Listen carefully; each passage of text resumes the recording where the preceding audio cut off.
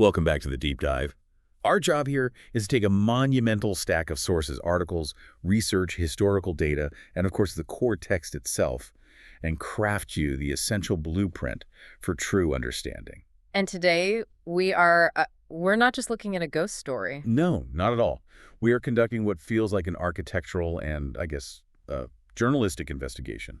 Right into the dark, glittering heart of 19th century Paris, specifically the massive, almost labyrinthine confines of the Palais Garnier, the Paris Opera House. This story has become so synonymous with, tragedy and this sweeping romance. But the mission for our deep dive today is to follow this central, very provocative assertion made right at the start of the source material. The author, Gaston Leroux, through his narrator, insists that the so-called opera ghost was not some supernatural entity. He says, and this is a quote, that the ghost really existed in flesh and blood, although he assumed the complete appearance of a real phantom. Which is to say, of a spectral shade. And that's the core of it. That is the ultimate tension we're exploring today. We have a whole set of source materials excerpts from Leroux's novel, a chronology of his life, historical notes on the Palais Garnier, and of course the key eyewitness account, the Persian's narrative. And all of these sources, they demand we treat the story as verifiable fact. So our mission is really to unpack that paradox. Yeah. How did Leroux, who is a seasoned journalist, construct a narrative that works on two levels? On one hand, it's a thoroughly documented journalistic investigation. He's promising indisputable proof. He's paying attention to police procedure. And on the other hand, it's a tale filled with these impossible feats of illusion, of genius, and outright Gothic horror. Exactly. The action, we should also note, is situated very specifically. We're in the early 1880s. And it all unfolds so rapidly, doesn't it? Just a few intense weeks of terror. It does. So we're going to connect the rigid physical reality of the opera house to the fantastic, terrifying genius of the man named Erik. To even begin to accept the reality of this opera ghost, you first have to accept the scale of his home. The sheer impossible scale and its unique vulnerability. We're talking about the Nouvelle Opera, which we know today as the Palais Garnier. It finally opened in 1875, and it is, without a doubt, the most definitive, the most extravagant example of Second Empire construction. And what's so fascinating here from the sources is that the creation of this architectural masterpiece, it wasn't purely about art, was it? No, not at all. Fundamentally, it was about political survival. It was about fear. The whole reason they built it was because of this really traumatic political event. Precisely. Emperor Napoleon III, he narrowly escaped an attack in 1858. It was politically motivated, carried out with 3 bombs by an Italian Republican named Felice Orsini. And this happened at the previous opera house. On the Rue Le Pelletier, yes. And it was a catastrophe. Over 150 people were killed or injured. A tragedy of that scale, and tied directly to the emperor's safety. That demands an extreme response. It does. So the commission for the new opera house wasn't just about making something grand. It was about security. It was about concealment. So the emperor immediately commissions a new structure, something much more secure, and it had to have a private imperial entrance. A necessity, really, born from the trauma of that bombing. This entrance was completely separate from the public facade. It was designed so the emperor and his party could arrive and depart without ever being exposed to the risks of the street. And the architect they chose for this massive undertaking was Charles Garnier. A figure who was, relatively unknown at the time. He was selected through a competition. And he called his own style, this incredibly eclectic and decorative style, the Napoleon III style. A fitting name, I think, for something so excessive and so grand. But the grandeur, it came at a staggering cost, both in money and in time. Oh, the construction process was monumental. It lasted nearly 20 years. It cost over 47 million francs, which was an astronomical sum. And it was constantly getting stalled, right? Yeah, constantly. By financing issues, challenges with the site itself, and then most significantly, by the massive political upheaval happening in France during the 1870s. We're talking about the instability of the Franco-Prussian War, which ended in 1871, and then that violent 3-month civil revolution of the Paris Commune that followed right after. Yes, exactly. And the unfinished opera house, it wasn't just sitting empty during all this chaos. No, it wasn't. Far from it. That era of instability is what gave the building this dark, pre-existing history. It was perfectly suited for a secret resident. So during the Franco-Prussian War, it was used as an arsenal. A warehouse. Yes, and then during the Paris Commune, which was from March to May of 1871, the communards used it as a headquarters and a military prison. So long before Erik ever claimed it, the building itself already contained this physical memory of war, of violence, of imprisonment. It was already a place of secrets, a place of hidden passages that were used by revolutionaries. And that's the crucial link Leroux makes, isn't it? The setting is inherently conspiratorial. Exactly. Okay, so let's unpack the architecture itself, because the structure of the building is what makes the ghost's existence plausible. Garnier didn't just build a theater, he built an inverted skyscraper. The depth of the building's foundation is a story all on its own. Why did they have to dig so incredibly deep? Well, the extraordinary depth was forced on them by nature. There was a stream, some sources even say it was an arm of the Seine running directly beneath the site. So they had to deal with a huge water problem from day one. A huge water problem. It required extensive, difficult excavation, constant draining, and then the installation of this massive, specially fortified foundation. They called it the tub, or the cuve. A tub designed to contain all that water pressure and create a dry foundation. Yes. And here's where we get to that key detail about the double case of the foundation walls. This is the unique cavity, this vast empty space between the inner structural wall of the tub and the outer layer of the foundation. Garnier's engineering challenge accidentally created a ready-made secret world. For a genius contractor like Erik to inhabit, yes, it was perfect. So the subterranean levels, they weren't just spooky additions for a story. They served serious, practical, industrial purposes. Absolutely. And that's what grounds the fantastic elements in reality. The cellars were a complete, working, invisible city. I read that one level housed a fully operational stable. It did, sometimes with more than a dozen horses. They were needed for big productions like Meyerbeer's opera, Le Prophète, which had live animals on stage. And the famous lake. The man-made lake, the reservoir, it wasn't a spooky set piece to begin with. It was a utility. What was it for? Initially, it was meant to power the enormous hydraulic stage equipment that Garnier envisioned. Later, it was repurposed for fire safety, holding thousands and thousands of gallons of water. So you have these subterranean levels all connected by ramps, staircases, miles of tunnels. It was a vast underworld, essential for designers, for stagecraft, for just the logistical nightmare of running a grand opera house. The complexity figures from the source material are they're mind-boggling. And if you look closer, they point to a kind of institutional chaos. They really do. The sources cite 2,531 doors and an astounding 7,593 keys. And that is the so what insight, isn't it? That level of administrative complexity, that sheer number of access points, it created the perfect institutional blind spot. The opera wasn't just architecturally complex, it was fundamentally ungovernable. Absolutely. No single person could possibly keep track of every passage, every key, or every single storage room. It's the perfect environment for a single, brilliant, malicious entity to take root and just remain unseen. It's too big to fail, and it's way too complicated to police. The infrastructure just confirms this. The building needed 14 furnaces, 450 grates for heating. And the gas pipes alone ran for almost 16 miles, all of them twisting and turning through the subterranean darkness. It was designed to accommodate over 500 people changing a tire at the same time. It was a self-contained industrial city that, by its very nature, guaranteed secrecy in its lower depths. And this is the moment where the fiction really begins. Leroux, a theater critic, was struck by all of this when he visited. The catalyst for the Phantom of the Opera was Leroux's private tour of those sealed-off lower depths. The sections that hadn't really been systematically visited for 20 years, not since the Commune. He must have been amazed. He was struck by Garnier's intricate plan, by the tangible role the cellars had played in the political violence of the 1870s, and by this palpable sense of secrecy the labyrinth evoked. So he wasn't inventing a dungeon beneath the opera. He was just realizing the potential of the one that already existed. Exactly. That blend of architectural reality and historical violence lent itself perfectly to a novel of urban mystery. Now, the key to understanding the novel's tone, its very structure, is understanding Leroux's previous career. He wasn't just some writer. No, he was a highly respected investigative reporter. He was a big deal at the popular daily paper Le Matin, where he started working around 1894. The sources describe him as adventurous, even fearless. And he was known for his willingness to chase a story wherever it led him. Across Europe, Asia, Africa. He was famous for wearing disguises to pursue leads, blurring the line between his own identity and his subject. He was the kind of reporter who really truly went into the field.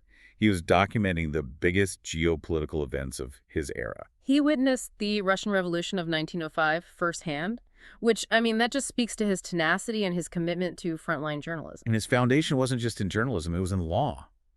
He got a law degree in 1889 and worked as a court reporter. And that legal training, it instills a very specific kind of intellectual rigor. Right.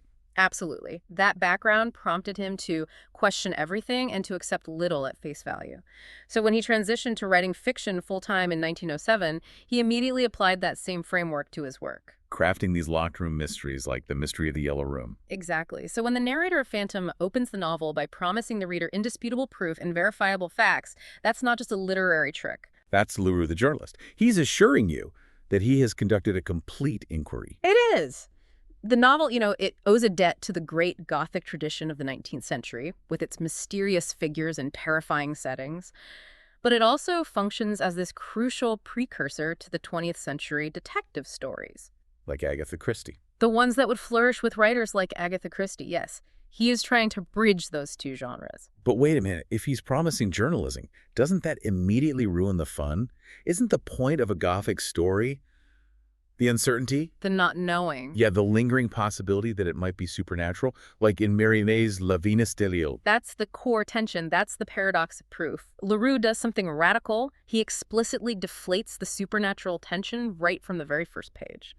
By saying the ghost is flesh and blood. He promises a logical explanation, but the moment he promises clarity, the narrative starts demanding even greater leaps of faith from you, the reader. The paradox being that the more the narrator insists that Erik, the ghost, was just a normal man, a man of science and engineering, the more fantastic and impossible his actions actually become. His reality is more terrifying than any phantom could be. The genius of Leroux, then, lies in his ability to force the reader into this cognitive dissonance. You're constantly caught between the rational journalistic demystification, I have the facts, here's the proof, and the escalating absurdity and sheer impossibility of Erik's genius.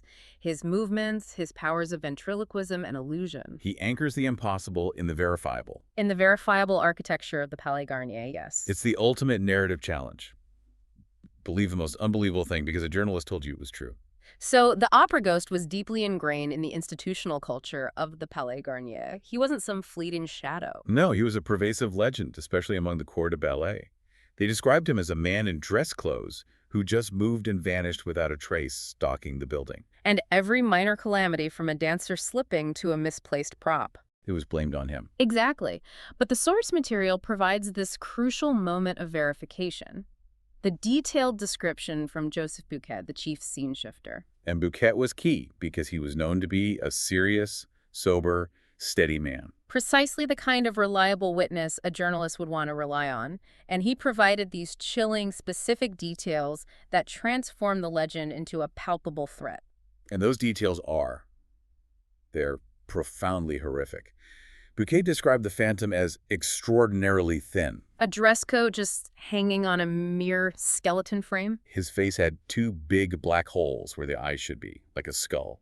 And his skin was described as a nasty yellow, stretched over his bones like a drumhead. The visual horror is absolute, but the detail that truly defined the Phantom's ghastly appearance, the one that makes him so unforgettable. It was the nose. The complete absence of his nose. Buquet noted it was so little worth talking about that you can't see its side face, and the absence of that nose is a horrible thing to look at. This grotesque reality is what underpins the whole story. And the management of the opera, the managers Debienne and Poligny, they clearly didn't treat this like folklore. No, they operated under the ghost's rules, which were dictated in a physical memorandum book. And this is where we see that perfect blend of journalistic absurdity and just real-world compliance. The fact that the official ledgers probably had a line item for phantom maintenance, that's a stroke of genius. So what were these expensive demands? Primarily, it was money and space. The ghost required a substantial monthly allowance of 20,000 francs. Which over a year is? 240,000 francs. A truly staggering sum in the 1880s. Roughly the annual operating budget for a small factory. And he demanded the exclusive, non-negotiable use of Box 5 on the Grand Tier. Which was never to be sold. Ever. That's incredibly expensive real estate and a massive institutional concession for a man who claims to be a spectral shade. It is. But the ghost's interference, it escalates dramatically with the emergence of Christine Daaé. Right. Christine, a young Swedish singer. She was competent, but pretty unremarkable. As the character Sibyl, yes. But when she filled in for the suddenly ill diva Carlotta as Margarita, she displayed this unsuspected splendor. The house went mad. Her performance was a sensation. But the mystery deepened because no one knew who her singing professor was. She claimed she only meant to practice alone. But this sudden, unexplained genius was, of course, the result of the tutelage of her angel of music. The public, the critics, the management, none of them could explain the transformation. But the terror, it really reaches its crescendo during a later performance of Faust. When Carlotta returned to the stage, determined to reclaim her glory. And Carlotta, mid-song, she suddenly and just incomprehensibly croaked like a toad, repeatedly. That was the ghost's calculated humiliation. He was using ventriloquism. And the two managers who had rashly decided to occupy the forbidden Box 5 themselves. They distinctly heard the ghost's voice, a voice of chilling, clear malice saying, "She is singing tonight to bring the chandelier down." And that is the mechanism of the disaster. The immense 7-ton chandelier, the pride of the opera house. Immediately plunged from the ceiling and crashed into the stalls. Causing absolute chaos. Yeah. A terrifying, frantic rush for the doors. It was institutional vandalism on an epic scale, all because of an angry singing lesson. And following that catastrophe, Christine Daaé vanished. She was missing for a fortnight, despite the desperate search led by Raoul de Chagny. And the terror continued to claim lives, even as the police were trying to investigate this chandelier incident. Right. We have to detail the fatal incidents that really solidify the Phantom's role as a murderer, not just an extortionist. Joseph Bouquet, the witness who described Erik so vividly, he was found hanging. He was found hanging in the third-floor cellar, between a farmhouse flat and a scene from Le Roi de Lahore. The official inquest, predictably, ruled it natural suicide. A convenient cover for the opera management. Of course. But the physical evidence, the fact that the specific rope used had disappeared, that immediately fueled speculation and confirmed the narrator's suspicion that this was murder. And then the most tragic victim among the main characters was Raoul's elder brother, Count Philippe de Chagny. Philippe was crucial because he represented that old aristocratic order, always trying to manage his reckless younger brother. His body was found on the bank of the underground lake. And the Persian tried to cover it up. Well, the Persian, for reasons of self-preservation and discretion, he attributed Philippe's death to an accident related to the siren, which was one of Erik's ingenious traps in the passage. But the narrator strongly implies Erik's direct responsibility. And we know a Requiem Mass was sung for the Count later. Which solidifies the reality of his death at Erik's hands. The Phantom's reign was absolutely one of murder and terror. We can transition now from the legend, the spectral shade, to the man himself, Erik. And what the sources reveal is not just a monster, but a polymathic genius who was warped by this profound trauma. Erik was born near Rouen, the son of a master mason, and his earliest trauma was his own appearance. He ran away from home at a very young age. Because his horrific ugliness caused such immediate instinctive terror and revulsion in his own parents. Imagine being so terrifying to look at that you literally frighten your own family away. It shaped his entire existence. He spent his youth traveling in fairs where he was exhibited as the living corpse, a grotesque spectacle for public revulsion. And this period of anguish, it forced him to develop skills not just for survival, but for performance. He cultivated mystery as a shield. But this living corpse was also an extraordinary talent.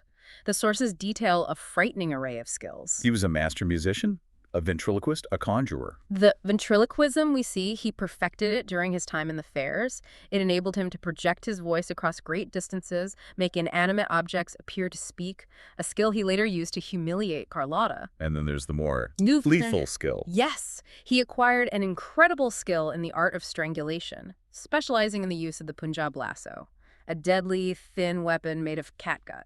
His travels after leaving the fairs are what provided him with the unique high-level engineering skills he needed to build his invisible kingdom in the opera. Where did he go? His journey is like a dark geopolitical resume. He traveled extensively through Asia. He first worked for the Shah of Persia, where his genius was employed in espionage and military invention. Engaged in political assassinations on behalf of the Shah. Proving his lethal competency, yes. And he constructed a palace for the Shah. The Trick Casket Palace. An ingenious palace, exactly. A veritable trick casket designed for concealment, trapdoors, disappearing acts. It was a prototype for his later work at the opera. But the Shah, fearing that if Erik lived, the secrets of the architecture and the assassinations would be revealed, ordered his death. And the death of all the laborers who helped build it. He wanted to bury the secret completely. And this is where the Persian enters the story. The Daroga of Mazendran, the chief of police. The Persian, who had witnessed Erik's genius and perhaps pitied his private anguish, saved Erik's life. An act of generosity that nearly cost the Persian his own head. It did. And this is what sets up that unique bond and obligation between the two men. It explains why the Persian later knows so much about Erik's secrets in Paris. So Erik then moved on to the Sultan of Constantinople, where he continued applying his architectural and mechanical genius. He constructed the famous trapdoors, secret chambers, and these lifelike automata at Yıldız Kiosk, the Sultan's palace.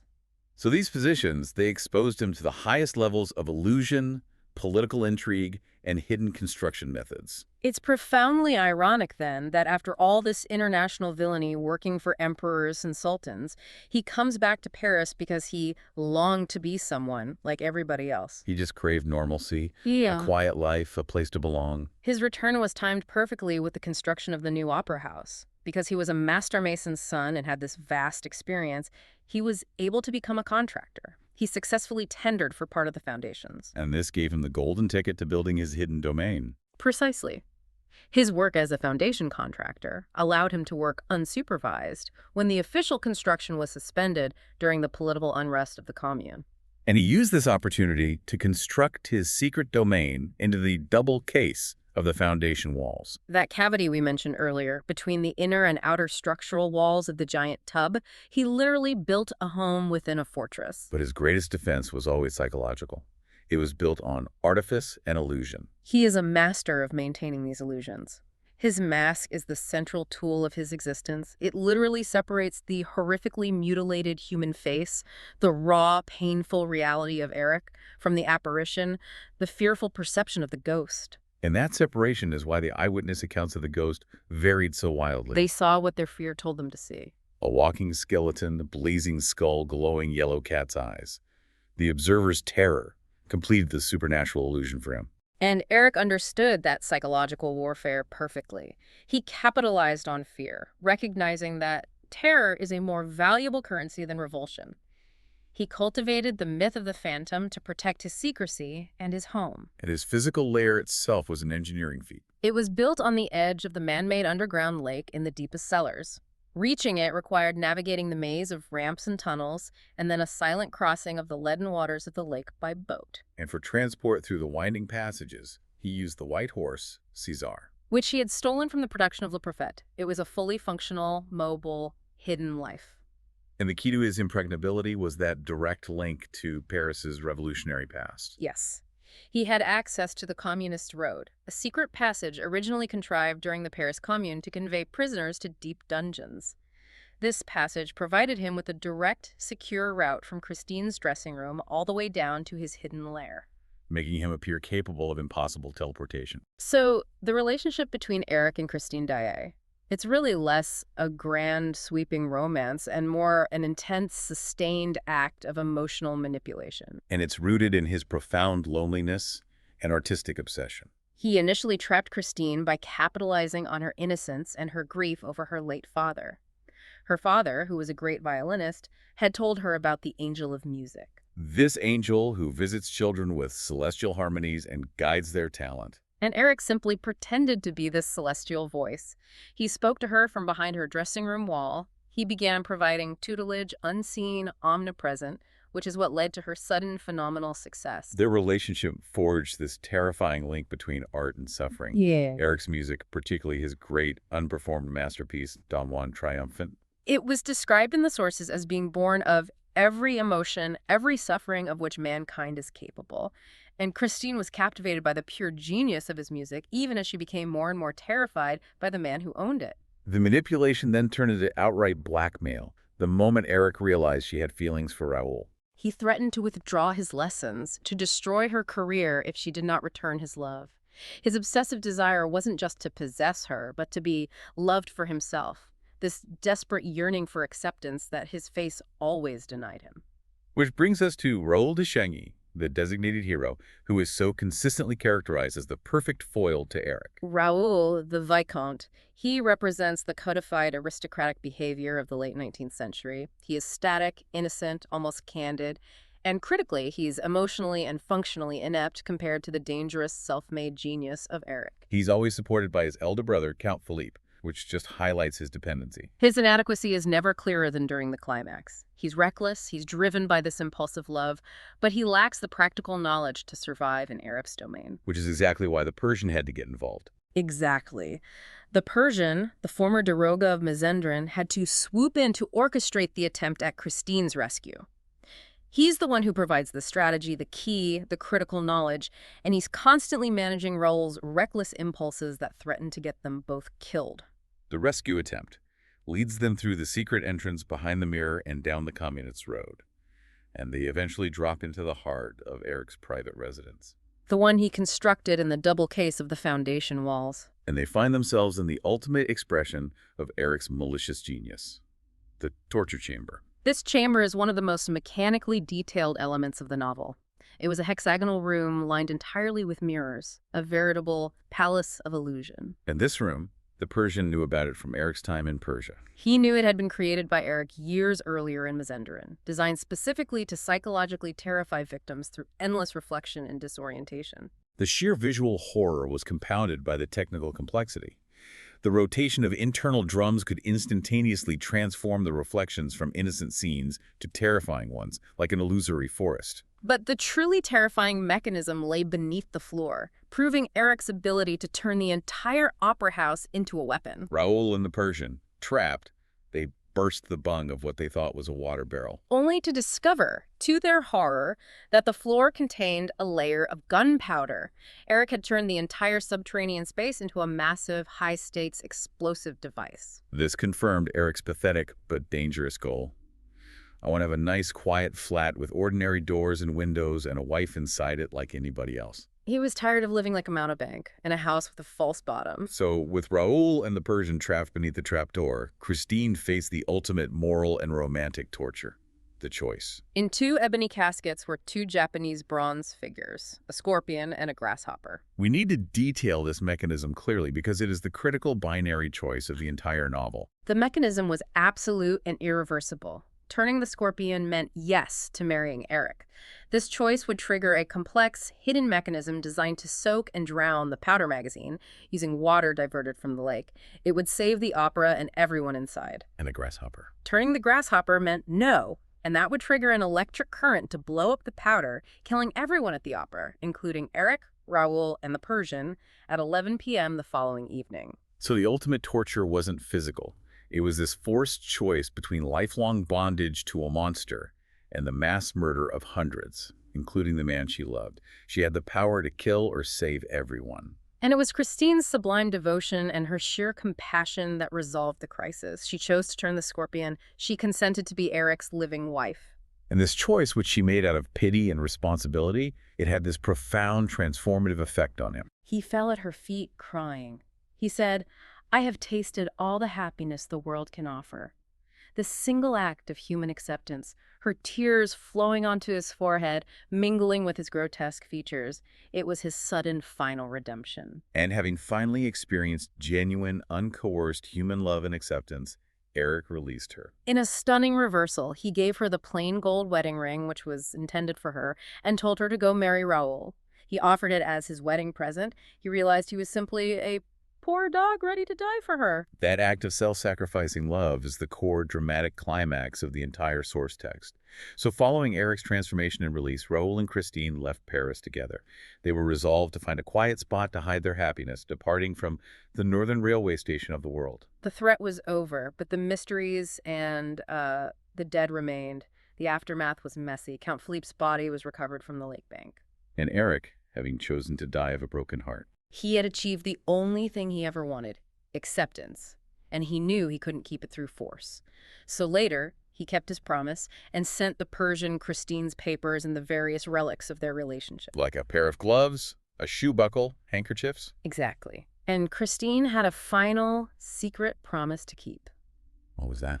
Erik made her promise to return after his death, cross the lake from the Rue scribe's side, and secretly bury him with that plain gold ring he had given her.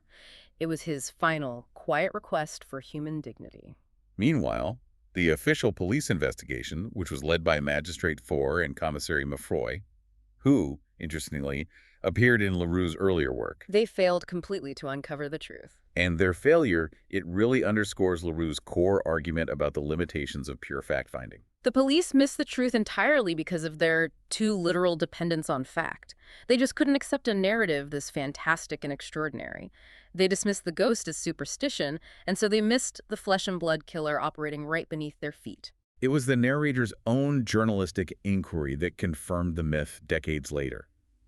He relied heavily on the Persian's manuscript, which provided the main proofs of the ghost's reality. He even noted finding the initials R.C. Raoul de Chagny carved in the walls of the communists' dungeon. But the truly wonderful discovery that cemented the historical reality of the opera ghost came much later, in 1907. And this detail ties the story directly back to the physical reality of the opera house one last time. It does. The sources state that during digging near the underground lake, they were burying a time capsule of phonographic records.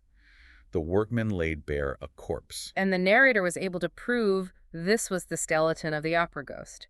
It was identified definitively by the plain gold ring still resting on its finger. Which confirmed that Christine had kept her promise. She returned and buried him in secret. So what does this all mean? The novel, published in 1910, it captures the mood of La Belle Époque, that beautiful era right before World War I, is a testament to the power of blending these genres. But the novel we know, with its journalistic rigor, its gruesome detail, its political context, that's often lost in translation through adaptation, isn't it? It really is. The most significant adaptation, Andrew Lloyd Webber's 1988 Broadway musical. It propelled the story to its mythic status today, but at a narrative cost. Adaptations so often streamline the plot, they quicken the pacing, and they fundamentally expunge the journalistic tone in favor of dramatic suspense. And what's lost is the institutional critique and the emphasis on horror. Webber's version focuses on a sweeping romance. It downplays the ghoulish overtones and the physical terror that really define the original novel. Fans of the musical are often surprised by the depth of Erik's pathology, the financial extortion, and just the sheer bureaucratic chaos of Leroux's original text. And the Persian, who is a figure of tremendous importance in exposing the truth, he is largely eliminated in the musical, which removes that entire investigative framework. The genius of the original story is that synthesis. It forces you, the reader, to acknowledge the verifiable truth of the setting and the investigation, while delivering a character whose actions are utterly fantastic. Erik asked only to be someone like everybody else, but his deformity forced him to hide his unparalleled genius in a cellar, or to use it for malice and tricks. He was left with a heart that could have held the empire of the world, yet it was confined to the damp, dark foundation of a massive opera house. A truly fitting tragedy for a self-made genius. Our source material mentions that the original narrator requested the Ministry of Fine Arts drain the underground lake to try and discover the actual score of Erik's masterpiece, Don Juan Triumphant. Now that we know Erik existed and composed music of intoxicating power music that defined the link between art and suffering, that leaves us with this final provocative thought for you, the listener. What lost knowledge or what dark, powerful art might still be waiting, hidden in the labyrinthine depths of the Paris Opera House? Thank you for joining us for this deep dive into the flesh and blood mystery of the opera ghost. We'll see you next time.